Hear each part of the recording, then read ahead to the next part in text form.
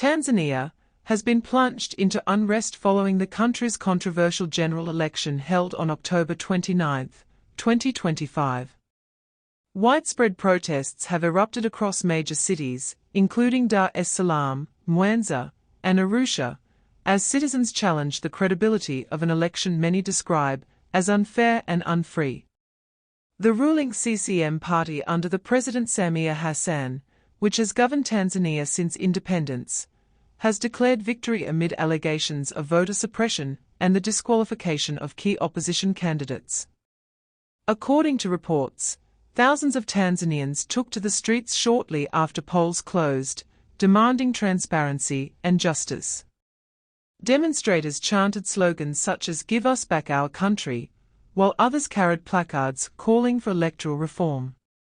In response, authorities imposed a dusk-to-dawn curfew in several regions and deployed heavy security forces. Clashes between protesters and police have resulted in numerous injuries and several deaths, though the exact number remains disputed. Opposition figures claim that more than 700 people have been killed, while the United Nations has so far confirmed at least 10 fatalities. Adding to the tension, the government ordered an internet blackout during the elections, cutting off access to social media and mobile money platforms. This move has crippled communication and disrupted daily economic activities, as millions of Tanzanians rely on mobile transactions for business and basic needs. Critics have accused the government of silencing dissent and controlling information to conceal the scale of unrest. What we are witnessing in Tanzania right now is not just another post-election dispute, it's a reflection of deeper cracks within the country's democratic foundation. For decades, Tanzania has been viewed as one of East Africa's most stable nations, a country that managed peaceful transitions of power while avoiding the chaos that gripped many of its neighbors. But today, that image is being tested like never before. The recent election exposed serious issues in governance and representation.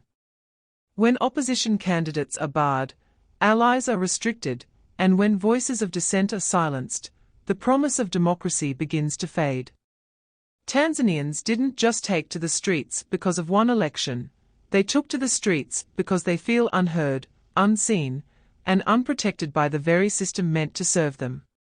The government's response, deploying security forces, imposing curfews, and shutting down the internet, has only added fuel to the fire. Cutting off communication in the digital age doesn't just silence activists, it also disrupts businesses, families, and everyday life.